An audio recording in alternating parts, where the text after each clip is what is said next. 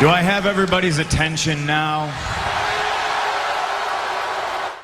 Yo les amis, c'est Kachattrap, la chaîne par 4. Aujourd'hui, résultat de NXT Stand and Deliver nuit 2. Et avant de commencer la vidéo, j'aimerais vous demander de liker, de commenter, de vous abonner, de partager. Extrêmement important pour développer cette chaîne. Et on va devant des 300 abonnés avant la fin avril, les amis. On a ouvert ce show sur le match pour le titre Cruiserweight. Donc Santos Escobar défendait son titre contre Jordan Devlin, qui était aussi champion, qui est aussi champion Cruiserweight. Donc dans un ladder match. Donc les deux ceintures sont accrochées en haut et le but du jeu, c'est de décrocher les deux ceintures. Donc au début de la rencontre, se passe comme un match normal, et ensuite après ça commence à sortir des échelles, hein. Il n'y a que des échelles qui ont été utilisées. Ça fait plaisir qu'il y ait vraiment du public, ça fait vraiment plaisir le public, ça fait plaisir d'avoir du chant du public plutôt que des faux chants manichéens, parce que dans ce match là c'était Santos Escobar qui se faisait popper excusez-moi, et Jordan Devlin qui se faisait siffler.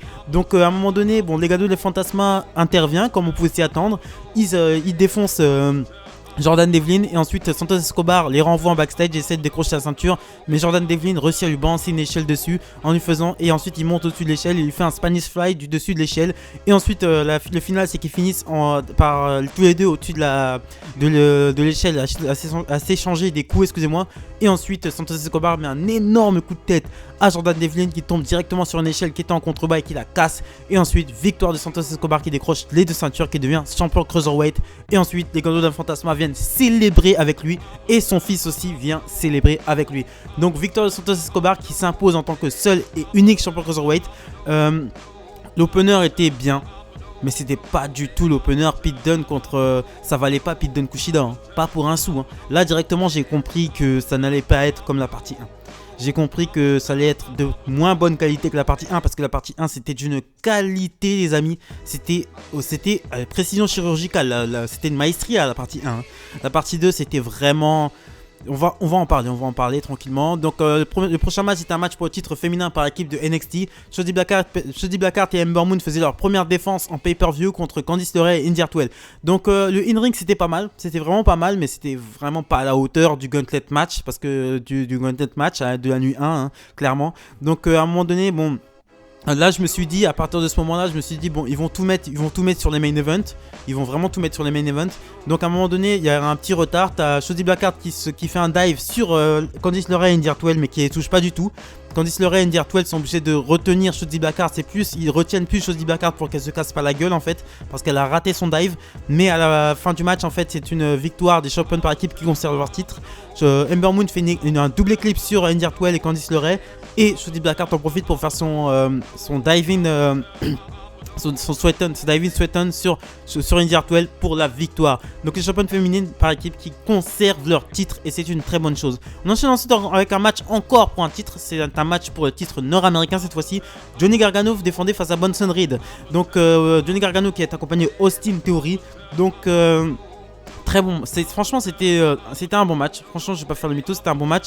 Et pendant les matchs, j'ai remarqué là, pendant les trois prochains matchs en fait, il y aura une main qui filmera, il y aura un plan sur un mec qui filme avec son téléphone en secret en fait. Et 3 fois ils ont montré ça. Donc c'est peut-être quelqu'un en secret qui filme, peut-être un catcheur qui vont teaser, ils vont peut-être teaser une arrivée. Mais c'était très bizarre, c'était très très bizarre de voir quelqu'un filmer avec son téléphone comme ça, bien comme il faut, bien suggestivement. Donc c'était très très bizarre.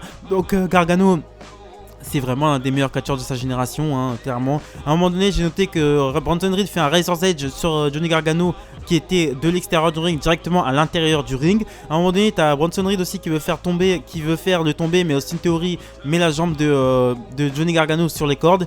Mais et ensuite Bronson Reed, pour se débarrasser d'Austin Theory, lui fait un dive à l'extérieur du ring qui n'est pas raté cette fois. Mais à un moment donné, tu as Bronson Reed qui tente un moonsault sur Johnny Gargano, qui esquive et lui place one final beat DDT pour la victoire. Donc victoire de Johnny Gargano qui conserve son titre nord-américain. On enchaîne ensuite avec encore un match pour un titre. On enchaîne ensuite avec le match pour le titre NXT. Finn Balor défendait son titre contre Karrion Kross. Donc Pete Dunne et Onel Khan et Danny Burch sont dans le public pour regarder ce match, parce qu'ils ne font pas partie du show. Et Onel Khan et Danny Burch ont dû rendre les titres par équipe parce qu'ils sont blessés tout simplement. Donc on voit encore le mec avec son téléphone, ça m'a beaucoup troublé. Je me suis dit mais pourquoi il filme ça? Ça n'a pas de sens. Si c'est pas un nouveau catcheur qu'ils essayent de teaser, ben je sais pas, mais c'était très bizarre. Donc l'entrée de Balor, franchement c'était super. L'entrée de Karrion Kross était super aussi, hein. Mais j'ai beaucoup aimé l'entrée de Balor avec des images. Il mettait des images de toutes ses grosses victoires toutes les victoires, des grosses victoires de sa carrière. Karrion Kross qui a un nouveau tatouage dorsal. Donc Karrion Kross qui monte le match. Au début du match, Karrion Kross montre clairement sa puissance physique, hein. Il s'impose vraiment physiquement face à Finn Balor. Finn Balor qui applique sa stratégie en mettant des claques pour énerver Karrion Kross, ce qui fait craquer Karrion Kross. Karrion Kross dans sa fureur qui s'éclate le bras gauche contre le poteau de coin de ring. Et Balor en profite pour bosser dessus. À un moment donné, t'as Balor qui met un coup de pied dans le flanc droit de Karrion Kross et Karrion Kross qui vend vraiment une blessure au flanc droit en fait.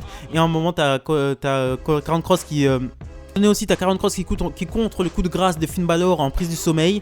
Mais Finn Balor réussit à s'en dégager. T'as Karrion Kross aussi qui, à un moment donné, réussit à placer sa Saito Suplex. Et ensuite, il place ses 2 coups d'avant-bras directement dans la nuque de Finn Balor pour la victoire. Nous avons un nouveau champion NXT dans la personne de Karrion Kross pour la 2e fois qu'il devient champion NXT. Et c'était un très bon match. C'était le meilleur match de la soirée. Clairement, faut pas se leurrer. Meilleur match de la soirée, pourquoi ?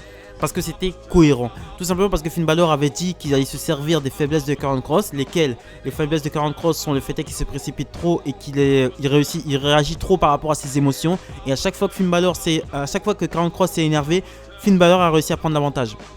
Mais ça n'a pas suffi et la fureur de Karrion Kross a réussi à lui faire avoir la victoire contre Finn Balor. Donc on va voir ce que va donner Karrion Kross avec un titre entre les reins. Donc on enchaîne avec le main event of the evening, un sectionnel match entre Adam Cole et Kyle O'Reilly. Donc Kyle O'Reilly arrive et Kyle O'Reilly et Adam Cole ont un nouveau thème musical. Mais leur nouveau thème musical c'est un thème de transition. C'est pas possible qu'Adam Cole reste avec un thème aussi pourri. Et c'est un thème un petit peu rock, un peu... on dirait des instrus que tu prends sur YouTube un petit peu, c'est pas possible. Donc les armes utilisées, chaise, chaîne, boîte à outils. À un moment donné, t'as Kyle O'Reilly qui fait une suplex sur Adam Cole sur la table des commentateurs, qui ne casse pas. T'as Adam Cole qui sort une caisse à outils à un moment donné. T'as Adam Cole qui veut faire une sorte de concerto à Kyle O'Reilly, mais l'arbitre l'en empêche. Adam Cole frappe l'arbitre et ensuite il réussit à placer son Panama Sunrise sur Kyle O'Reilly, mais l'arbitre a été mis KO donc il peut pas faire le compter. À un moment donné aussi, tu as les deux qui se battent sur le stage et les deux passent à travers les cages, une cage qui servait de rampe sur le stage. À un moment donné, tu as Kyle O'Reilly aussi qui se dégage in extremis d'une souplex contre l'escalier. Il dégage juste l'épaule. À deux. À un moment, t'as Adam Cole qui tente un last shot sur Kyle O'Reilly. Mais Kyle O'Reilly contre le last shot d'Adam Cole en clé de jambe. Et ensuite, Adam Cole se sort de la prise de la clé de jambe qui se prend par Kyle O'Reilly en mettant un coup de clé à molette dans le flanc gauche de Kyle O'Reilly. À un moment donné aussi, le final du match, c'est Kyle O'Reilly qui est sur la seconde corde. Adam Cole le rejoint. Kyle O'Reilly lui met un low blow. Donc Adam Cole tombe. Et ensuite, Kyle O'Reilly met autour de son genou droit la chaîne. Il enroule la chaîne autour de son genou droit et met directement une descente du genou sur Adam Cole et directement sur une chaise. Donc il pulvérise Adam Cole sur une chaise avec un coup de genou aidé de la chaîne qu'il avait nouée autour du cou. Et il gagne le match comme ça. Donc Kyle O'Reilly qui bat Adam Cole. Je sais ce que j'avais prédit. Adam Cole qui part en civière et à mon avis on le reverra pas. On le reverra, mais je pense qu'il reviendra du côté du roster principal, comme je l'avais prédit. Je pense que Io Shirai et Adam Cole, ils sont bien positionnés là pour aller du côté du roster principal. Ce que je pense de NXT Stand and Deliver 2, c'était largement moins bien que le 1. On va pas se mentir. C'était franchement Adam Cole, Kyle O'Reilly, c'était vraiment trop long. Pourquoi ne pas faire un match normal? Pourquoi faire des matchs hardcore qui servent à rien? J'aime pas les matchs hardcore à la WWE, il n'y a pas assez d'intensité. Un match normal entre Kyle O'Reilly et Adam Cole, on aurait largement eu plus d'intensité, ça aurait duré moins longtemps, il n'y aurait pas eu des kick-out inutiles, Kyle O'Reilly qui se déplace juste sa petite épaule comme ça, c'était tellement les deux qui s'assoient sur une chaise et qui se mettent des droites et qui se disent des mots, mais c'est tellement cliché, moi je peux plus des trucs comme ça, la boîte à outils qui sert à rien, qu'on tease une boîte à outils qu'on se sert pas, une souplex bien portée sur l'escalier, la table de souplex sur la table des commentateurs qui ne casse pas, le coup de télé d'Adam Cole sur Kyle O'Reilly, le truc qui passe à travers la rampe, et puis Adam Cole qui, au lieu de prendre... En fait, les deux passent à travers la rampe et Adam Cole, au lieu de prendre Kyle O'Reilly directement de la rampe, il est obligé de faire le tour sur le côté, casser un petit morceau de carton pour tirer Kyle O'Reilly, pour faire un petit peu, pour que le public pop un petit peu plus. Bon, moi ça marche pas sur moi. Franchement, ça marche pas sur moi. Il y a que le Karrion Kross, Finn Balor qui sauvait la mise, sinon le reste. Le Bronson Reed Gargano c'était pas mal. Le match pour les titres féminins par équipe, celui de la carte Ember Moon contre Candice LeRae Dirtwell aussi c'était vraiment pas mal. Après c'était tout quoi. C'était tout. Le ladder match, j'ai pas aimé. En fait, l'opener, le main event, j'ai pas aimé. J'ai pas aimé, ça n'arrive pas à la cheville de ce qui s'est passé hier, du show extraordinaire qu'on a eu hier. Là, ça n'arrive pas du tout à la cheville. Donc voilà, maintenant on arrive vers la route de WrestleMania. La route de WrestleMania est toute ouverte. Il y a juste un SmackDown avant WrestleMania. Et là, je suis hypé de ouf, les gars. Je suis hypé de ouf. Allez checker ma vidéo. Là, j'ai fait une petite vidéo où je fais ma vidéo pronostic de WrestleMania partie 1 et partie 2. Donc voilà, c'est ce que je pensais de NXT TakeOver Stand and Delivered partie 2. Abonnez-vous les gars, likez, commentez, partagez, extrêmement important pour développer cette chaîne. On va devant des 300 abonnés avant la fin avril les amis.